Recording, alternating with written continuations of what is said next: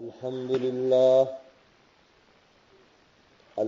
لله رب العالمين والصلاة والسلام على سيد الأنبياء والمرسلين وعلى آله وأصحابه هم نجوم الاهتداء والدين أما بعد فبسم الله الرحمن الرحيم وعن أبي هريرة رضي الله عنه أن رسول الله صلى الله عليه وسلم قال حق المسلم على المسلم خمس رد السلام وعيادة المريض واتباع الجنائز وإجابة الدعوة وتشميس العاطس.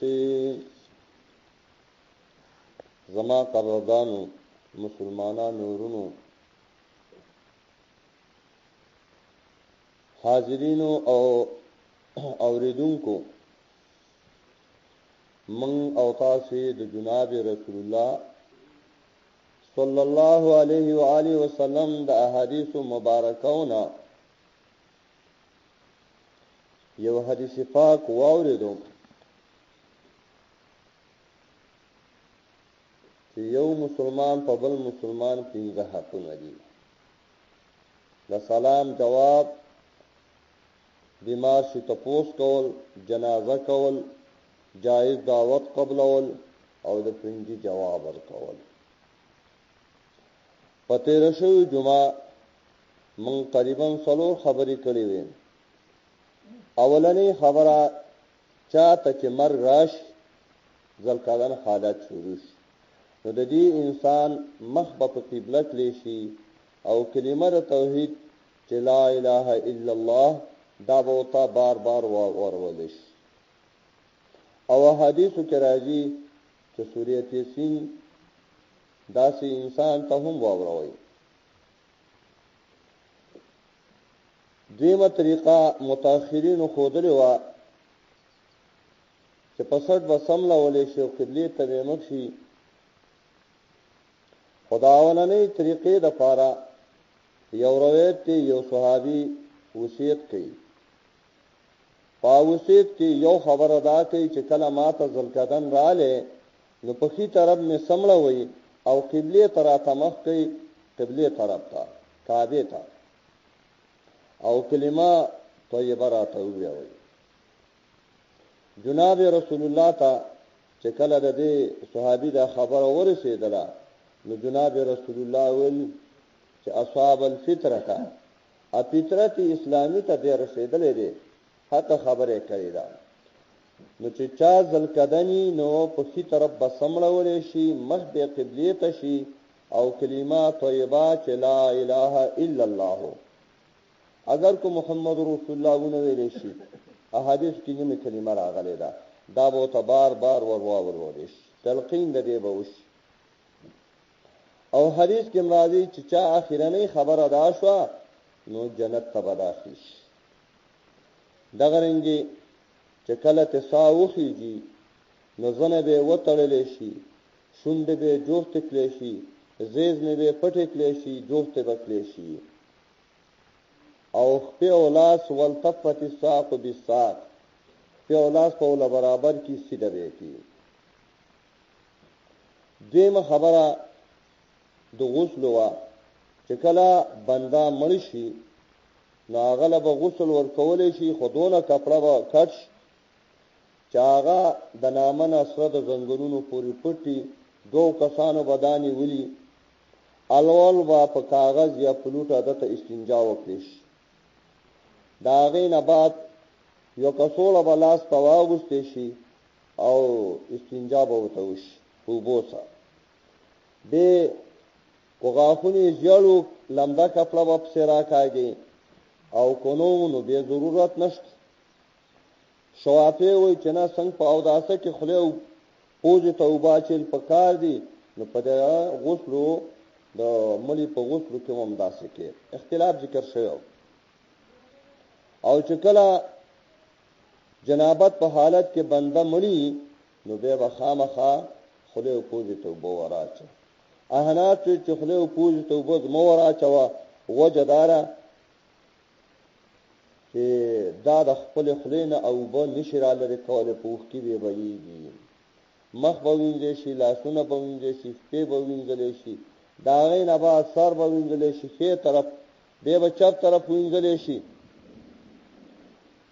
او د دې نه وروسته به ست تکیات لشي او په خېټه وته نرم لاس راخ کلی شي کوسو بولو براز وږي ناغه به استنجا وکړي شي او غسل به نه راګرځولې شي به په کپړه وڅکلی شي به درې قسمه کپن ذکر شوی چې یو سنت کپن دی رسړي لپاره 3 کپړې او د خځې لپاره 15 کپړې او دا یو کفایي دغه 3 قسمه کپن دی یو هغه کپن دی چې هغه د سنت مطابق نو خځې له 15 کپړې او سړي له 3 دیم قسم کپن دی ضروری چې سړي له 2 کپړې او خځې له 3 کپړې او دریم قسم کفن دی چې هغه خلاصون دا غنه او سنمندل کیږي نو یو کپلم کافی ده یو صحابي منله جناب رسول الله ته صحابه کو سر ول پټو پیښ کار کوي کو په پټو سر ول سر ول پټي په کپلاو په صادر او په خپل سرګړی واچوي به کپن درا غونډې دلو او داغه ترتیب مخکې ذکر شوی او په تیر شوی جمعه باندې نو ذلقدن حالت یو د غسل حالت 2 او د کفن حالت 3 څلورمه خبره پته رشو جمعه شو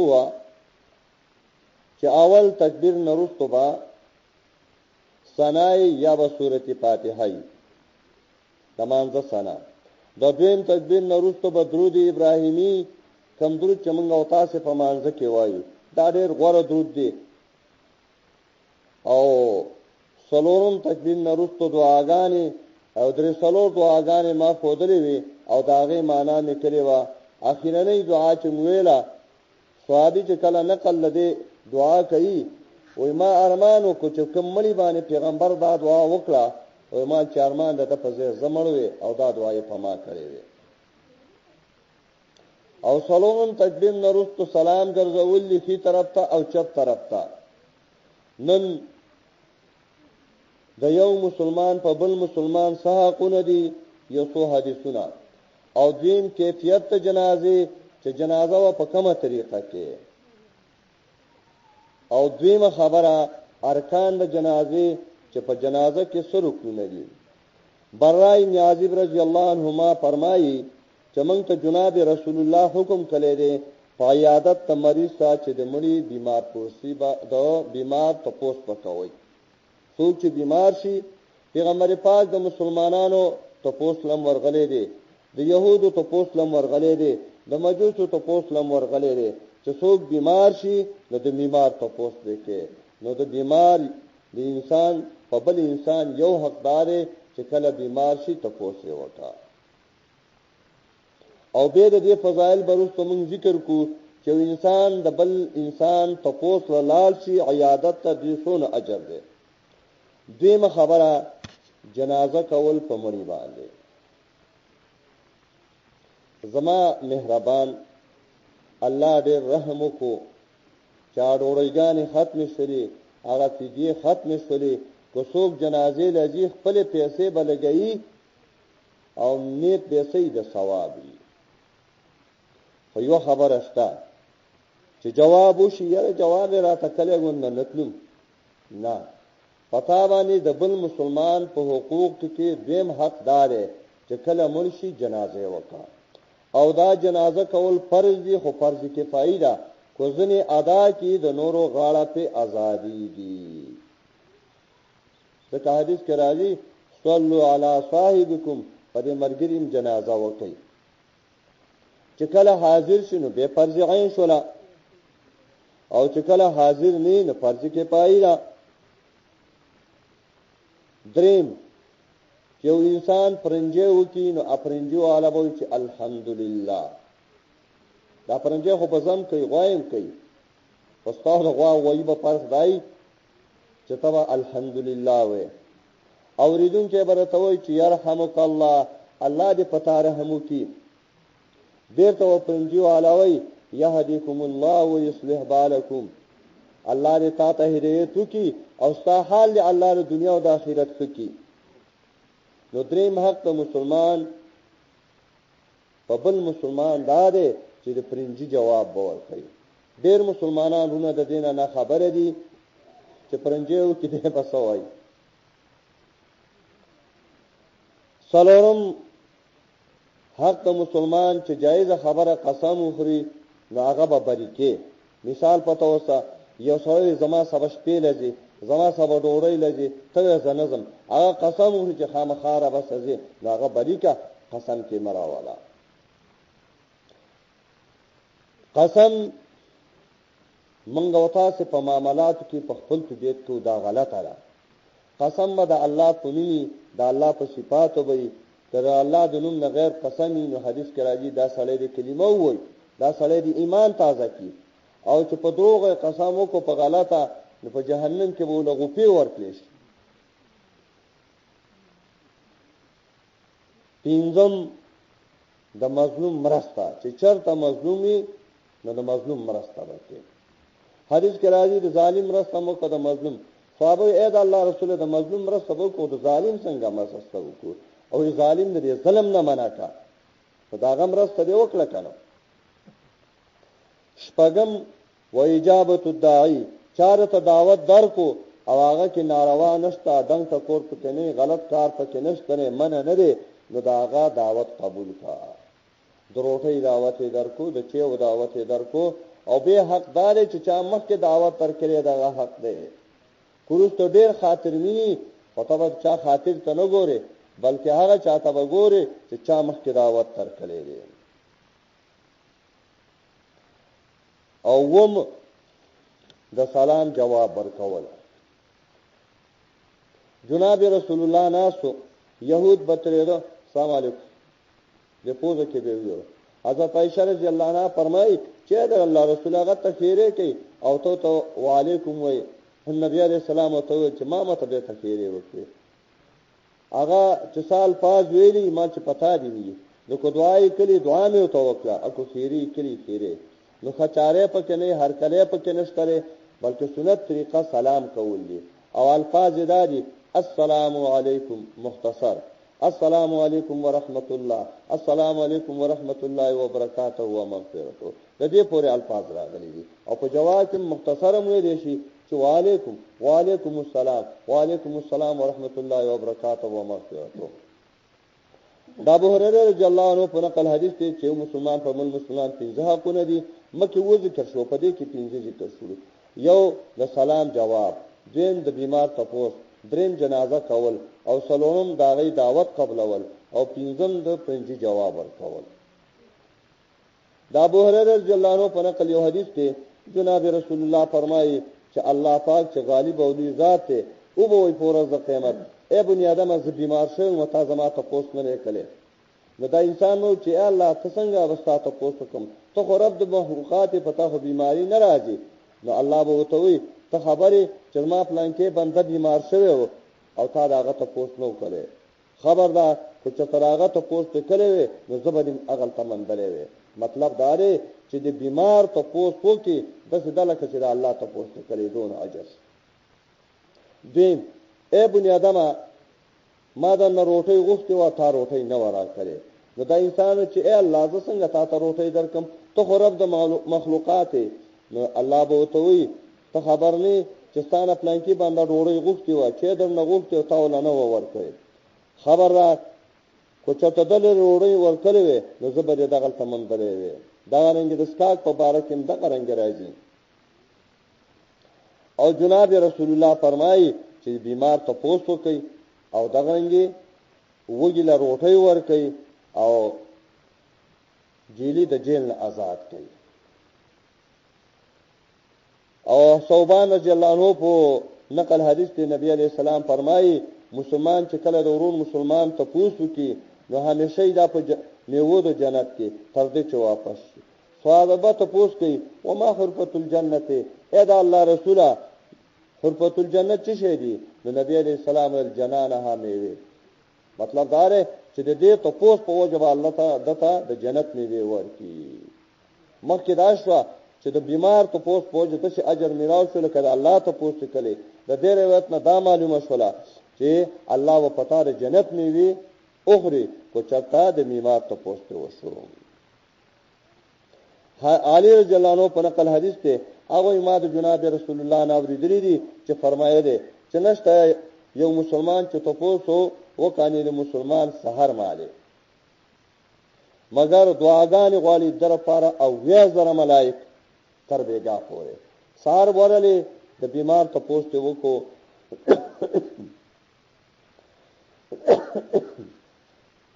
بیګا مال پورې ساره پارا 1000 ملائک دعاګانې غواړي.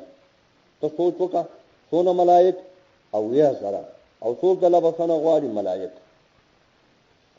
او چې کله بیګانا د بیمار ته پوښتنه کې نو ستاره پاره 1000 ملائک بخنه غواړي تر سحر پورې. زما مهربان د ملائکو بخنه د خوخي د بیمار ته پوښتنه د مسلمان حق ادا کېدل د خوخي د بیمار ته پوښتنه د جنت میوه د خوخي د بیمار ته پوښتنه او دون اجر چې تا ته ملاويږي لکه د الله ته پوښتنه کړی نو د بیمار ته پوښتنه. بیا حدیث کې راځي چې د بیمار ته پوښتنه کې نو څه دعاګانې به وي سبا وي هغه احادیث کې ذکر دي. دې د سره چې بیمار ته وګوره کوم یو ول د ضرورت می وول وېسا او کو علاج ته ضرورت پیسې ول ورکا خل ده او د سنې چې هغه بیمار ده دوايي وسینې کې او ته په ډېر چرګان دلالې تکلیف ورکې نه دام نه را پکار. نو زما مهربان ابو هريره رضی الله عنه په نقل حدیث ته چې څوک حاضر شي جنازې ته تر دې چې د جنازې منځو کې په دې مړي باندې فلهو قرات یو قرات اجر دی او څوک چې حاضر شي جنازې ته حاضر شي د مړي ته تر دې چې خښ شي نو فلهو قراتان د در لپاره د قرات لري. جنازې موکړه د مړي په خدمت کې شریک شو او خښم شو. صحابه ته پوښتنه مل قراتان اې دا الله رسول دو قرات څه شي دي؟ نو جناب رسول الله ویلي مثل جبلین العظیمتین پشان دو غرونو لوی پشان دو غټو غرونو غټ دو غرونه دي دا به سونه وزن لري سونه بدنګي سونه وپلني سونه بجوري دون اجر الله رب العزت په جنازه او د ملي د خفیدو پورې پیساره ورکړي. بیا حدیث د ابو هريره رضی الله عنه په نقل راځي چې څوک په د مسلمان د جنازه ودرېدل خود ایمان په وجه ایمان پکې موجود و ولی چې عقیده د توحید نه ایمان پکې نه وګوره نه جنازو باندې ته اجر لګي ملاويږي نو ته په حج نو ته په عمره نو ته په تبلیغ نو ته په صدقه نو ته په منځونو نو ته په ذکرونو په یو نیک عمل ته اجر نه ملاويږي. نو ځکه ایمان ذکر کو و احتسابا فنیت ته ثواب تللی د څنګه چې ماته جواب کړي نه زمانہ به ګیلا کوي نه په دې نیت باندې نو د ثواب په نیت باندې چې جنازه کې یو قرات ثواب دی او چې د مړي خفیدو ته احساس نه 2 قرات ثواب دی حتی یصلی علیه و یفرا من دفنه نها تر دې چې پاغه باندې مونږ وکړي شي او وزګار شي د خفیدو نه په 2 قراتونو سره تلو کو او هر قرات چې په شان د خود د غره دی. یو سړی جنازه کې د مړي خفیدو ته احسان نشي نو در پاره یو قرات ثواب دی. نو زما مهربان من دا خبره واورېدل نن چې د یو مسلمان په بل مسلمان څو حقونه دي. یو حدیث کې 15 په بل کې ورال او دین د جنازې اجر چې جنازه باندې سره ودرېږي او جنازه وکي د ایمان او د ثواب په نیت باندې نو قرات اجر دی د خفیدو پرې سالدو باندې 2 قرات لري. حدیث عائشہ رضی الله عنها کې راځي چې جناب رسول الله فرمایلی دي نستره یو مړی چې پاغه باندې یو ډله د مسلمانانو نه جنازه وکړي او دا کسان رسیږي 100 کسانو ته دا جنازه کوم چې 100 کسان وي 100 ته رسیږي او شفارس کوي د دې مړي لپاره الا شفعوا فيه مگر شفارس ته دی با قبليږي په حق ته دی مړي کې یو سړی یو خزم لدا سل کا سپه ودرې د صحیح مسلمانان او د دې لپاره سپارښت وکړي چې اللهم اغفر لحینا وغیره دعاګانې وویلې، نو د دې سپارښت په الله قبلوي. دیم حدیث د ابن عباس رضی الله عنهما کې راځي چې ما اورېدلی د جناب رسول الله نه چې هغه فرمایله چې نشته یو سړی مسلمان چې مړ شي او ودرېږي په جنازه د دې باندې صالح کسان، خدا سے صالح کسان چې شرک د الله سره نه کړي، نه خبر پرستی، نه بت پرستی، نه تعویذونه غالي تزلن کړي، نه بندونه غالي تزلن کړي، نه کونجه کې ځان تزلن کړي معصومان وتا، او نه چاکوګان ځلن کړي، نه مخلوق په پناهي کې ځان ور کوي، نه مخلوق ته چغه کوي، نه مخلوق متصرف غني، او نه کوم مرض خکون کې غني. موحدین الا شفاهم الله فی، مگر سپارښت دې به قبول کی الله په بار دې منی کی. مکه حدیث کې صلال په دې حدیث کې سہولت خال سہولت صحیح مسلمانان موحدین چې چا په جنازه ودرېده الله رب العزت با داوی سپارښت قبول کی او دې ملي تبع الله بسنه وکي. مالک ابن حبیرہ رضی الله عنه چې کله چې به مونږ کو په جنازه او خلق به ویلو چې خلق کم دي، نو خلق به تقسیم کو درې جزونو ته، یعنی درې صفه به څکو، او به چې من صلی علیه ثلاثه صفوف فقط اوجب، چې نبی علیہ الصلوۃ والسلام فرمایلی دي چې چا باندې درې صفه خلق ودرېدو نو جنت ول واجب دی. مکه حدیث کې سل، په دې دویم حدیث کې سولې، په دریم حدیث کې چې درې صفه په ودرېږي، اگر کو سب غاټي کورکوټي نو جنت ول واجب دی. نظم عزت مندو جنازه کول همړو پکار دي، خو جنازو لا صحیح خلق را وختل پکار دي چې هغه د عقیدین صحیح، چې مشرکان به په کروڑا ودرېږي، خبر پرست او بت پرست په کروڑا ودرېږي، حرام خورون کې چې په اربونو په ودرېږي، هندوستان خدای نه راځه سپارښت نه قبليږي، جنازه نه کیږي. ما په تیر شوی جمعه لوس کړو چې زما کیفیت ته جنازه تاسو ته فهم چې جنازه کې څه کیفیت پکار دی، څه طریقه پکار ده. اول خبره دا احناف په نيز باندې چې جنازه کې ودرېږي نو د مړي سینې ته به ودرېږي. دا خبره چې جنازه په چا کولش نو دا هغه یو جز ته مخامخ کېدل دا مستحبه خبره ده، کو سر ته کو خپو ته کو سینې ته کو ولو ته ارزه ته چی. اوس غوړه خبره پدې کې سره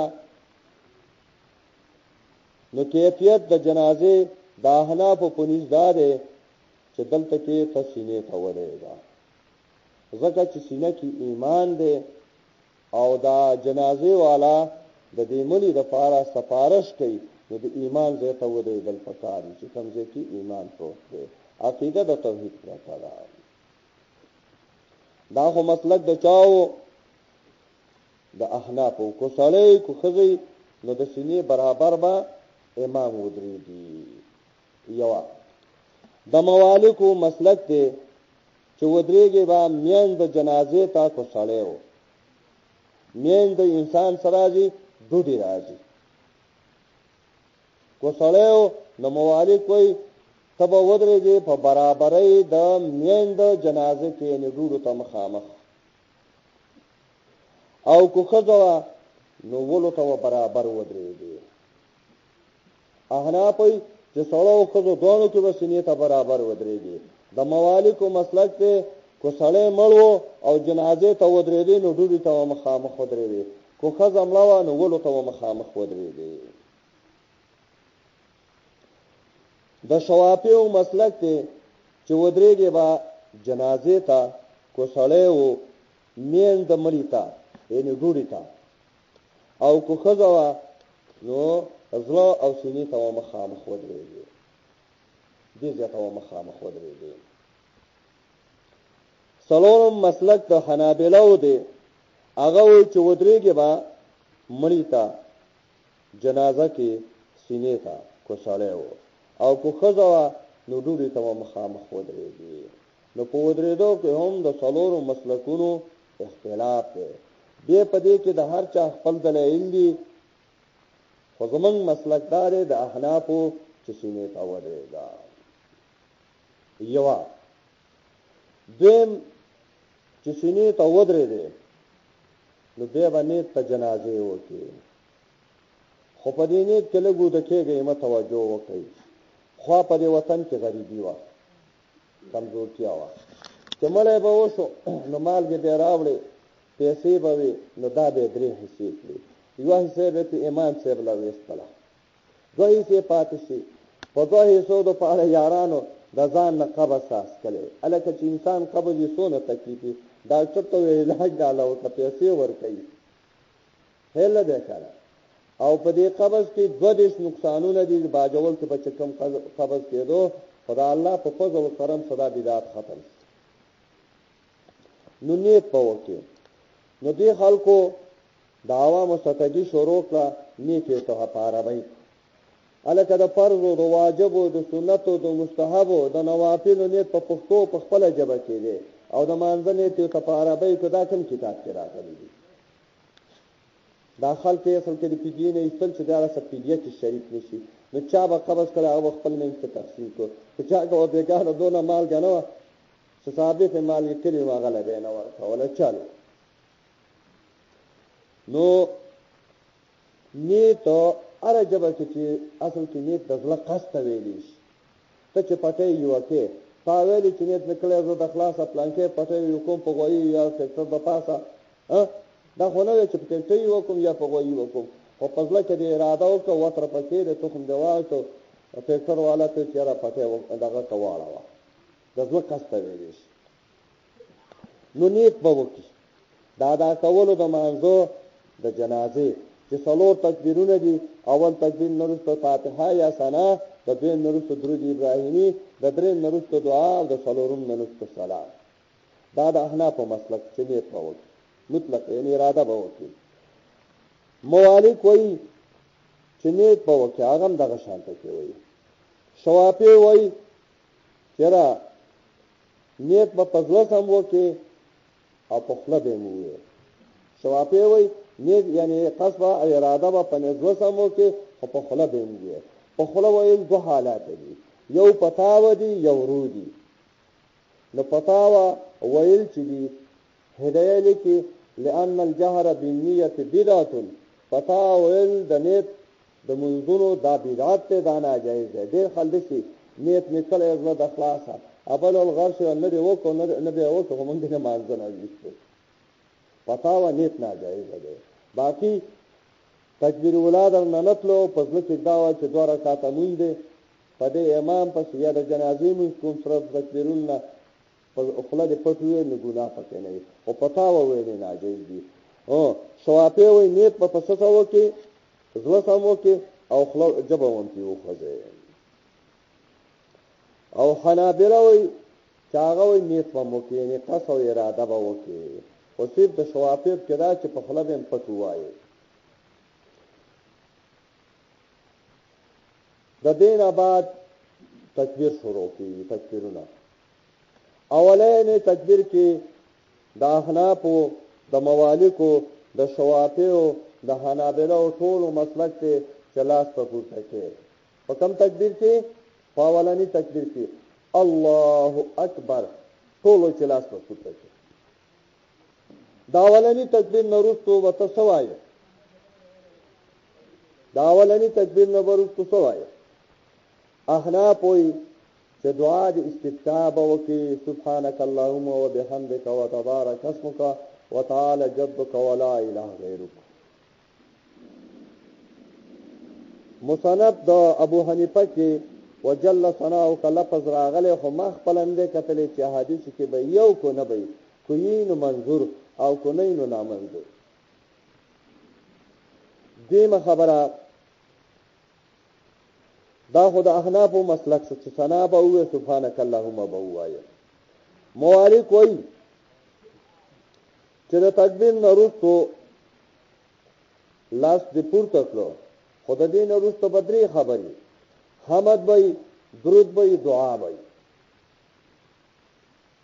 د هر تکبیر نورستو بسې حمد یوا درود دعا دریم دعا د هر تکبیر نورستو به د درې خبرې شوافی وایي چې د اول تکبیر نورستو به لاس پورته کې تکبیر سره لاس پورته کې او پسینه به کېږي او بیا به اعوذ بالله وې او بیا به سورۃ فاتحه الحمد وایي خو سورۃ او سنه مرګره کې احناف وایي چې سبحانك اللهم بوي د شوافی مسلک کې چې دا اول تکبیر نرسته اعوذ بالله من الشیطان الرجیم الحمد لله رب العالمین سورۃ فاتحه بوي خو بسم الله باندې مانځه کې اعوذ بالله بسم الله په اول رکعت کې دعا وایي خدلته یواز اعوذ بالله بسم الله بوي د حنابلو مسلک ته اعوذ بالله بسم الله سورۃ فاتحه درې وانه بوي اعوذ بالله من الشیطان الرجیم بسم الله الرحمن الرحیم الحمد لله رب العالمین ټول بوي دا مسلک د چاره د حنابلو دی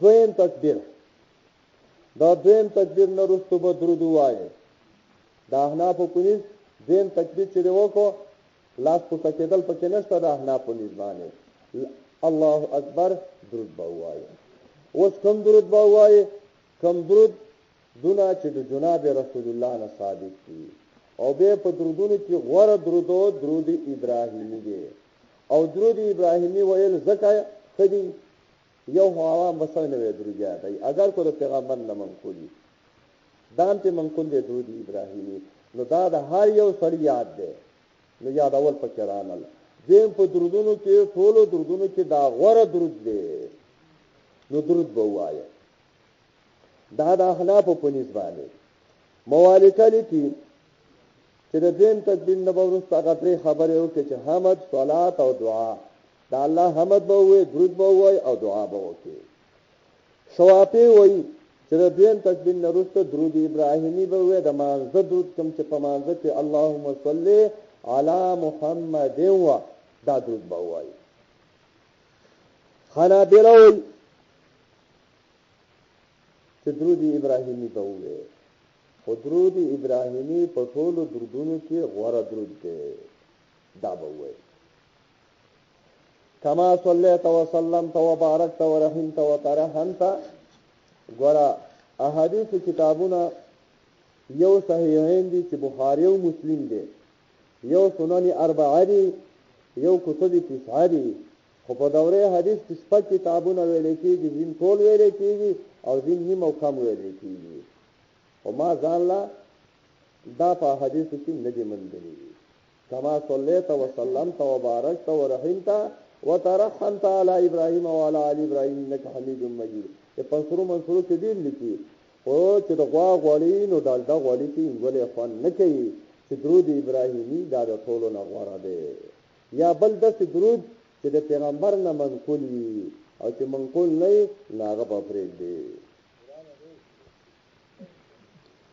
ها دا درود ابراهیمی شو د دین تکبیر نه رستو توجه برابر کړي دا خبره کله کله کیږي روزانه نه ګورا دا درین تکبیر نه رستو د حناف په نس دعا ده خدای ملي لپاره هم او د ټول مسلمانانو لپاره کو ژوندۍ او کو ملي کو نروي او کو خزي کو حاضر او کو غایب ورکوټ یو کلی د ټول لپاره بخنه او په تیر شوی جمعه مدرسو دعاګانې ویلې او دا غي معنا نه کړې و چې د پیغمبر پاک نه منقول څونه خپل دعاګانې دي دا احناف په نس باندې دا مالکو مسلک دې هغه ځای خبره ده چې د هر تکبیر نه وروسته درې خبره حمد او صلات او دعا د شوافی په نس باندې د درې تکبیر نه وروسته دعا د مړي لپاره احناف عامه وي دلته کوي د مړي لپاره حنابلہ چرا د دریم تکبیر نه وروسته با چې تکبیر دیو کو نه لاسونه و پورته کې او تکبیر کې بلاس پورته کې مو دغه وی حنابلہ ويدعو للمیت او دعا به د مړي لپاره غواړي دا درې تکبیرونه شو.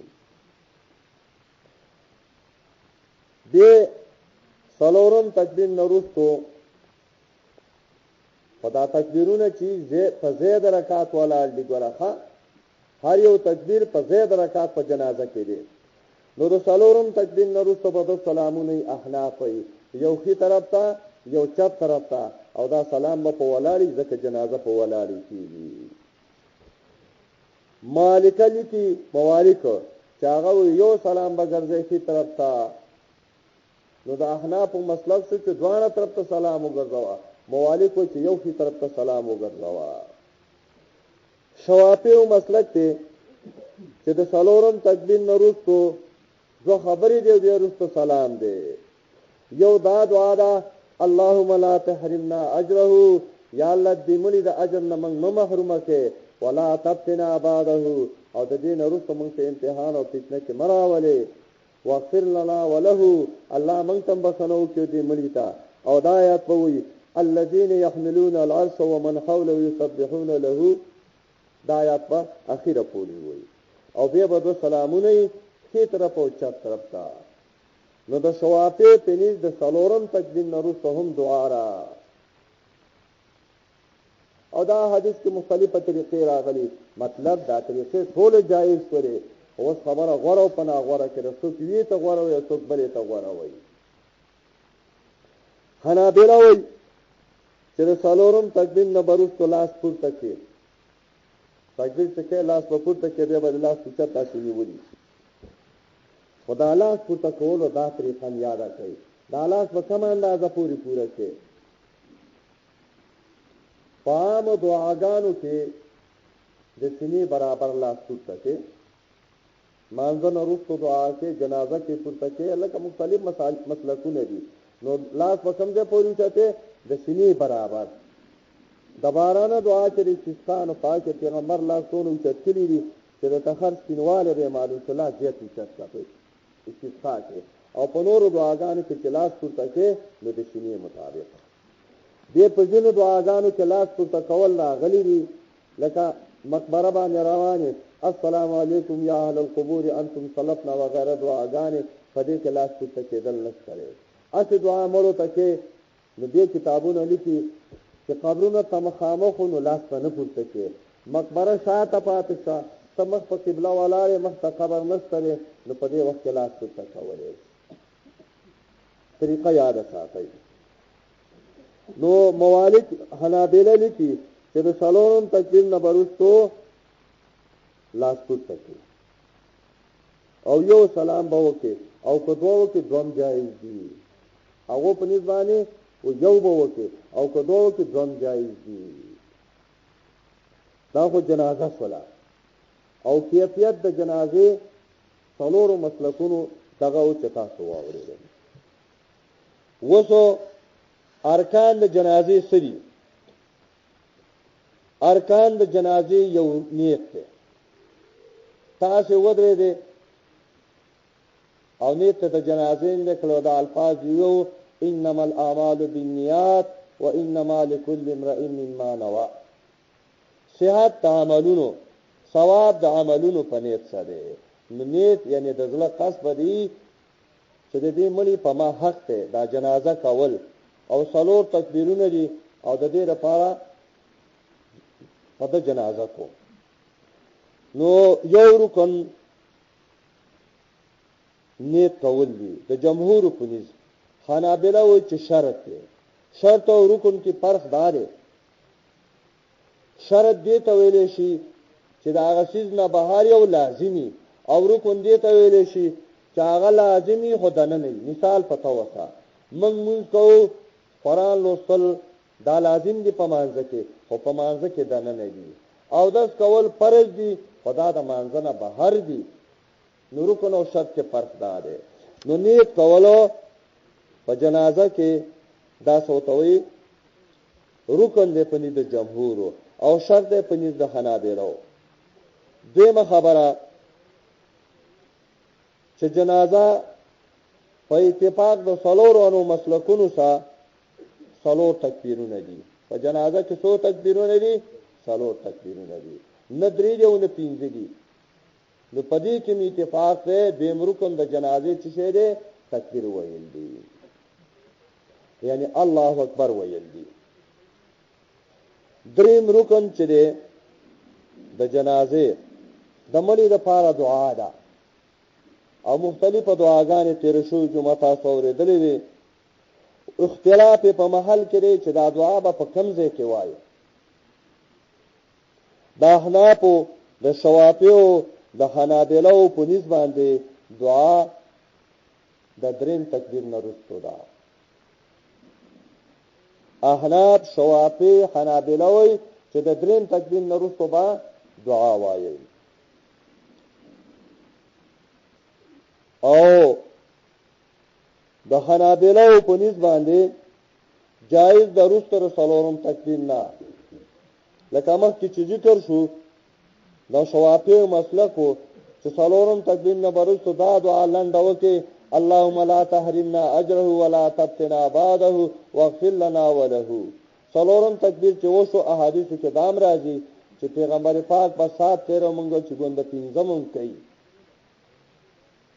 نو د ځینو مسلک دار چې څلورم تکبیر نه وروسته به دعا کوي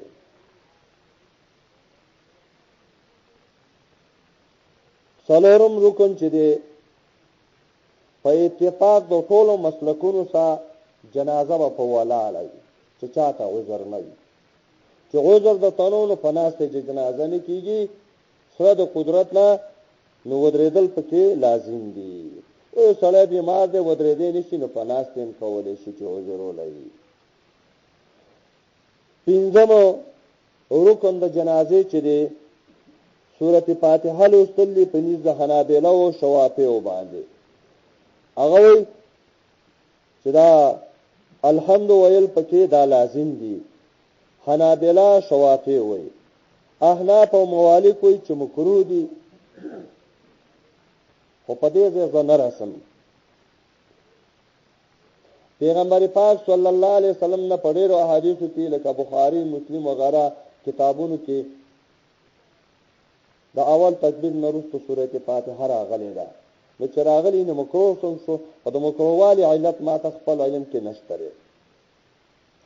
او دا احناف په نسبانه سورۃ فاتحه لوستل جایز دي خو په طریقې د دعا سره په طریقې د دعا سره شپږم رکن د جنازې چې درود په نبی صلی الله علیه وسلم ویل دي د دویم تکبیر نه وروسته درود ویل په پیغمبر صلی الله علیه وسلم ویل دي پس د دویم تکبیر نه دا رکن د پنځه د شوافی او د حنابلو هغه چې دا لازم دي ضروری دي او احناف وایي چې دا درود ویل چې دي دا سنت ته پنځه د احناف او موالک هم وایي چې سنت ته خو پس د هر تکبیر نه احناف وایي چې درود ویل د دویم تکبیر نه وروسته سنت ته او شوافی او حنابلہ وایي چې نه دا رکن دی په غیر د دې نه کیږي او موالک وایي چې د هر تکبیر نه وروسته سنت ته د دعا نه مخکې اول به درود وایي بیا به حمد وایي بیا به دعا وکړي ومو رکن د جنازې چې سلام دی څلورم تکبیر نه وروسته سلام ګرځول دا رکن دی پنځه د جمهور یعنی ضروري دي چې سلام دی ونه ګرځو اثر روان شنه جنازه دی ونه څه او د احناف په نسبت باندې رکن نه دی د احناف په نسبت باندې دا رکن نه دی مطلب دا دی کو السلام علیکم ورحمت الله دی ونه سلام دی ونه ګرځو او اثر روان شي سنت خلاف ته وکړو نور دې مونږ وشو او د جمهور په نسبت باندې دا رکن دی د دریو ائمه په نسبت باندې ناغوی چې په غیر د سلام ګرځول نه د جنازه نه کیږي نو زما مهربان منګ او تاسو نن څو خبرې واورې دي یو خبره جنازه اجر قیرات د قیرات د جنت میوه خوړل او بخنه کېدل دیمه خبره د یو انسان په بل انسان باندې څو حقوق دي. نو یو حدیث کې 15 خوړل شو او په بل حدیث کې وو خوړل شو.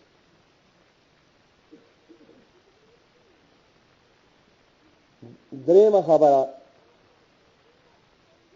یو حدیث مونږ واورېدو چې سل کسه په چا جنازه وکړي نو د هغه سفارش په قبول شي. دویم روایت کې راو چې صالح کسان چې شرک نه کړي د هغې سفارش قبلېږي. او د صحابي عمل دا و چې خلک به کم نو 3 صفونه به وکړه او پیغمبر پاک وایي چې په چا 3 صفه ودرېږي نو جنت ولا واجب. بیا دا یاد ساتئ چې د جنازې نه وروسته دعا نشته. دا اختلاف خو مخکې واورېدو تاسو، خو د جنازې نه وروسته دعا نشته. ځان کې او خامخا ګیلې نه ځان خلاصې پلان کې الله دې زړه صبر نصیب کړه لاړو ځان ورته وښیوه، خو دعا نشته چې بیا به هم دعا وکړو په خوله کې دې دانه راوخېږه. ولې د پیغمبر خلاف دی؟ پیغمبر نه دا کلمې ولې کوي؟ ولې بدعت کوي؟ ولې ناروا کوي؟ نو د جنازې نه وروسته دعا یو مسلک کې نشته دی. ځان د ګیلو نه خلاصې پلان کې لاړم بس دغه کلاس ملاو کې پلان کې لاړم. خو اصلي خبره دا ده، 2 خبرې دي. یو چې د چا مړی وشي نو هغه ته د صبر او د استقامت خبرې کول په دې اجر ملاویږي. او دویمه جنازه ده او یاره لاس مې چت کړي دي او نه دې ورغلی یم او نه دا خبرې بې فایدې دي. اصلي خبره جنازه او د مړي خدمت دی. دا یاد ساتئ. بیا د جنازه باندې به څوک مخکې ودرېږي؟ اول حق تباچا دی، لکه پیغمبر پاک موجود و هغه به مخکې کېده. ابو بکر رضی الله عنه، عمر رضی الله عنه، عثمان رضی الله عنه او دارنګې حضرت علی رضی الله عنه چې هغه به موجود وي. هغه وخت باچایانو مشرانو نو د مشر حق دی د باچا. خو چې مشر ته جنازه یادوي چې سورة فاتحه مشر ته نه یاد نو صبر لپې ووایي جنازه په شرمې. زم مش باچا نشته ری حکم زیر پاره چې قاضي مقرر کړي دی هغه مخکې کېږي. چې قاضي نه نو امام الحي او بیا 4 نمبر کې دی د جنازې حق بچا دی د ولی دی د مړي د میراث خور دی. او بیا چې مړي ته څوک نږدې نو د دې 3 نه وروسته بیا دغه حق جوړېږي 4 نمبر کې. نو زما مهربان یو د هندوانو طریقه را چې مړی سوځي او یو د مسلمانانو طریقه. پیغمبر پاک وایي مړي له سپین کفن ورکوي او سپینه جامه غوره ده، نشیګانو له تور ورکوي. نو نور رنګونه پکې نه چلېږي، یو سپین رنګ پکې چلېږي. نو دارنګې په طریقو کې نورې طریقې نه چلېږي. یو طریقه ده چې د پیغمبر نه کومې طریقې ثابت وي هغه طریقې به کو یو کو بله وي، خو چې کومې ثابت وي. خو چې د پیغمبر د طریقې نه خارجي هغه طریقې ډیران ته واچول نامنظور او نامقبوله دي. نو زما مهربان کوشش کوئ چې د مسلمان په بل مسلمان 15 حقونه دي. په دې حقونو کې یو جنازه چې جنازه م یاده کو. ما خبره ته ډېر اسانه کړې وه. د اول تکبیر نه وروسته یا سورة فاتحه ووایي یا د مانځه ثنا، د دویم تکبیر نه وروسته درود ابراهیمي او د مانځه درود، او د دریم تکبیر نه وروسته دعاګانې، 4 نه وروسته سلام دی. صرف دعا یادول دي. او داسې نه وایي مات کې اللهم ربنا ویله، مات کې پلان کې ویله. او دا چې وخت د جوار وي نو ته غنم کرې، خو تا غنم وکړه هر سړی به ته غویي او قمقل ووایي. او چې وخت د غنم یو ته جوار کرې بیا هم درته قمقل وایي. هر تخم هر شی به په خپل ځای په خپل وخت کې نو هغه دعاګانې به وایي چې کوم د پیغمبر پاک صلی الله علیه وسلم نه ثابت دي. د خپل تخر نه به پکې نه دي. یاد یې کوه د کل ګویه څخه ګویه څخه یاد که که نه. الله دې ما تاسو ټولو له په دې د عمل کولو توفیق راکړي. وآخر دعوانا الحمد لله رب العالمین.